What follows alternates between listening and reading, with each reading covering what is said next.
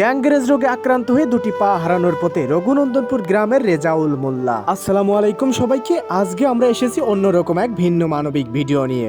এই ভিডিওটা বানানো হয়েছে কাউকে কষ্ট দেখানোর জন্য নয়, বরং মানুষের পাশে দাঁড়ানোর জন্য। আপনারা যে মানুষটিকে দেখতে পারছেন, চিকিৎসাজনিত কারণে এর আগে তার একটি পা কেটে ফেলতে হয়েছে। দুঃখের বিষয়, ডাক্তারের পরামর্শ অনুযায়ী সামনে আবারও তার আরেকটি পা কেটে ফেলার সিদ্ধান্ত নেওয়া হয়েছে। এই পরিস্থিতিতে তার শারীরিক কষ্টের পাশাপাশি চরম আর্থিক সংকটের মধ্যে দিয়ে যাচ্ছেন।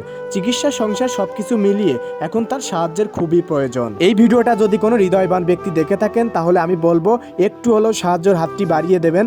আমরা আপনাদের দেওয়া সাহায্য সম্পূর্ণ স্বচ্ছতার সাথে এই মানুষটির কাছে পৌঁছে দেওয়ার চেষ্টা করব, যাতে এই কঠিন সময়টা কিছুটা হলেও সামলাতে পারেন তিনি। এই ভিডিওটি আপনার সামনে গেলে অবশ্যই আমি বলবো একটা হলেও শেয়ার দিয়ে দিবেন। আপনার একটা শেয়ারে সমাজে যারা মানবিক মানুষ আছেন, যারা দানশীল ব্যক্তি আছেন, তাদের কাছে পৌঁছে যেতে পারে এবং সাহায্যের হাতটা তারা বাড়িয়ে দিতে পারেন।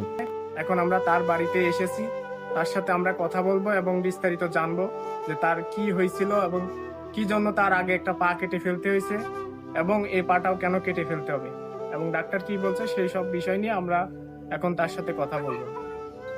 গ্যাংগ্রিজ হয়ে যায়। গ্যাংগ্রিজের পর ডান পাটা কাটা পড়ে যায়। 13-14 বছর মতো ভালো থেকে আবার এই রোগটা আমার পুনরায় ভ্যান গাড়ি ছিল, সে ভ্যান গাড়িটাও বিক্রি করে দিয়েছি। কেমন কি খরচ হবে এরকম কিছু বলছে কিনা?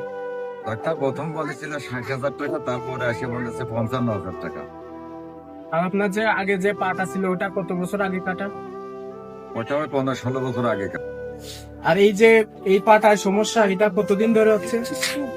এটা মনে হয় মাস 1.5 কি 2 মাস মতো এরকম হচ্ছে। ওষুধ পানি খাচ্ছি,